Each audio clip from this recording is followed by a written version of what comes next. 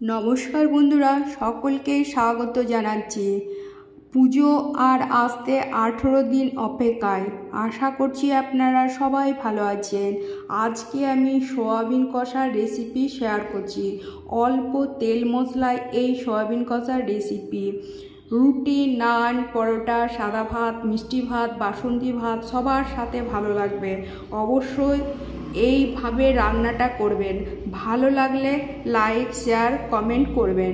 তবে চলুন, এই সয়াবিন আমি গরম জলে ভালোভাবে ফুটিয়ে ঠান্ডা করে ধুয়ে নিয়েছি, জলটাকে চিপে বার করে নিয়ে গন্ধটা চলে যাওয়ার জন্য। এই সয়াবিনের গন্ধ আর থাকবে না। তো এই যে দেখতে পাচ্ছেন নরম তুলতুলে হয়েছে, একবারে পুরো নরম। তো এবার এই সয়াবিনের মধ্যে আমি হলুদ নিয়ে নিলাম, ছোট চামচে 2 চিমটে মতন নিলাম। এই যে এবার এর মধ্যে নিয়ে নিলাম জিরে গুঁড়ো, ধনে গুঁড়ো, একটু মিষ্টি আর লাল লঙ্কার গুঁড়ো নিয়ে নেব এর মধ্যে। এই যে পরিমাণ মতো, একবারে সেই ছোট ছোট প্লাস্টিকের চামচ, ছোট্ট সেই চামচে পরিমাণ করে। এখানে আমি আদা, রসুন, পেঁয়াজ আর দই, টক দই একসঙ্গে আমি সব পেস্ট করে নিয়েছি, এর মধ্যে আমি দিয়ে নিলাম। এর মধ্যে দিয়ে নেব কাঁচা সর্ষের তেল 1 চামচ। এর মধ্যে দিয়ে নিলাম স্বাদ মতন 2 চামচ নুন, ছোটোই চামচগুলো কিন্তু আমার সব ছোট। এবার ভালোভাবে আমি হাতে এই সয়াবিনটাকে মশলার সাথে ভালোভাবে মাখিয়ে নিলাম। মাখানোর জন্য এটার ভেতরে বেশ মশলাগুলো ঢুকে যাবে, টেস্টটাও ভালো হবে। আমি কিছুক্ষণের জন্য এটাকে রাখবো সাইডে। এর মধ্যে আমি নিয়ে নিব শুকনো মশলা বাটির মধ্যে, ধনে গুঁড়ো, জিরে গুঁড়ো, লাল লঙ্কার গুঁড়ো, হলুদ আর গরম মশলা। এবার জল দিয়ে আমি এটাকে ভালোভাবে গুলে নেব, মানে জলের সাথে শুকনো মশলাটাকে মিশিয়ে নিব। মেশানো হয়ে গেছে, এবার কড়াই বসিয়ে নিলাম। কড়াইয়ের মধ্যে পরিমাণ মতো 2 চামচ তেল দিয়ে নিলাম। তেলের মধ্যে 1 খণ্ড দিয়ে নিলাম দারচিনি আর 3 থেকে 4টে এলাচকে ফাটিয়ে নিলাম। এবার একটু নাড়াচাড়া করে নেব, ভাজাটা হবে। আর এর মধ্যে দিয়ে নিলাম চিনি, ছোট চামচে 1 চামচ চিনি। এবার এই চিনি দিয়ে তেলের সাথে এই দারচিনি আর এলাচটাকে নাড়াচাড়া করে নিলাম, ভেজে নিলাম। গন্ধটা সুন্দর বার হবে, আর চিনি দেওয়ার কারণ কালারটা সুন্দর হওয়ার জন্য, আমি টেস্টটাও হবে আর কালারটাও সুন্দর হবে। এবার এই মশলার তেলের সাথে যে মশলা গুলে রেখেছিলাম দিয়ে নিলাম, দিয়ে এবার ভালোভাবে নাড়াচাড়া করে নিলাম। নাড়াচাড়া করে নিয়ে তেলটা বেরিয়ে যাবে, যে মশলাটা কষা কষা হয়ে গেছে শুকনো মশলা। এবার দিয়ে নিলাম যে হাফ মশলাটা রেখেছিলাম, সেই মশলাটা আমি দিয়ে নিলাম, দই আর মশলাটা। এবার ভালোভাবে আবারও নাড়াচাড়া করে নিলাম। নাড়াচাড়া করে নিয়ে তেলটা বেরিয়ে যাবে আবারও, আগেও তেল বেরিয়ে গেছে, আবারও বেরিয়ে যাবে তেলটা। এবার ওই যে সয়াবিন আমি মাখিয়ে রেখেছিলাম, সেই সয়াবিন এই মশলার সাথে দিয়ে নিলাম।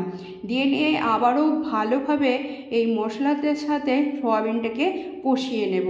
নাড়াচাড়া করতে হবে বেশ একটু সময় ধরে, কারণ গন্ধটা বেরিয়ে যাবে মশলার, কাঁচা মশলার।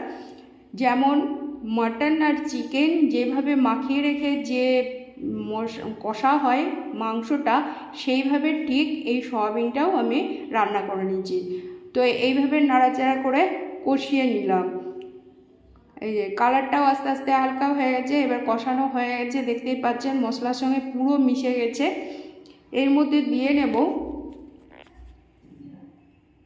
জল, সামান্য পরিমাণে জল। এবার জল দিয়ে আবারও নাড়াচাড়া করে নেব। গ্রেভিটা সুন্দর হবে, সামান্য পরিমাণে জল দিয়ে নাড়াচাড়া করে নিলাম। কালারটা কত সুন্দর হয়েছে না! অল্প তেল মশলাতেও রান্না করলে খুব সুন্দর টেস্টি রান্না হয়। এবার আমি এর মধ্যে ঢাকা চাপা দিয়ে নেব। ঢাকা চাপা 2 থেকে 3 মিনিট ঢাকা চাপা দিয়ে নিলাম, ফুটে উঠলো, ঢাকা চাপা তুলে নিলাম। এই যে দেখতে পাচ্ছেন কালারটা কত সুন্দর। এবারে আবারও নাড়াচাড়া করে নিলাম ভালোভাবে। এইভাবে নাড়াচাড়া করে সামান্য পরিমাণে ফুটিয়ে নেব। ফুটিয়ে নিলে কী হবে, সয়াবিনের মধ্যে যে গ্রেভিগুলো বা মশলা থাকে সেগুলো ভেতরে ঢুকে যাবে। এবার সামান্য পরিমাণে আবারও একটু লবণ দিয়ে নিলাম, কারণ যে গ্রেভি বা জল পড়লো বা মশলা তাতে একটু সামান্য লবণ লাগবে, নুন। তো এখানে আমি 2টো কাঁচা লঙ্কা দিয়ে নিলাম, দিয়ে আবারও একটু নাড়াচাড়া করে নিলাম। নাড়াচাড়া করে নিয়ে সামান্য পরিমাণে 1 চামচ ঘি দিয়ে নিলাম। ঘি দিয়ে আবারও নাড়াচাড়া করে নেবো। ঘিয়ের ফ্লেভারটা সুন্দর হবে, পুরো মটনকে বা চিকেনকেও হাড় বানাবে। আবারও একটু মশলা দিয়ে নাড়াচাড়া করে আবারও ঢাকা চাপা দিলাম। এবার ঢাকা চাপা তুলে নিলাম, দেখতে পাচ্ছেন ফুটে উঠেছে। আর এই যে আবারও আমি খুন্তি দিয়ে নাড়াচাড়া করে নেব। এবার আমি নামিয়ে নেব। এই যে কতটা সুন্দর আর কতটা, তো আপনারা এইভাবে রান্নাটা করে নেবেন। এবার আমি নামিয়ে নিলাম। দেখতে পাচ্ছেন কতটা সুন্দর হয়েছে আর গ্রেভি কতটা সুন্দর। তো আপনারা কারা কারা এই ভিডিওটা দেখছেন কমেন্ট বক্সে জানাবেন। আর ভিডিওটা ভালো লাগলে আবারও বলে নিচ্ছি, লাইক শেয়ার কমেন্ট করতে ভুলবেন না। আমার সাথে থাকবেন, প্লিজ একটা সাবস্ক্রাইব করবেন। এখানেই রাখছি, অনেক অনেক ধন্যবাদ, এখানেই রাখলাম।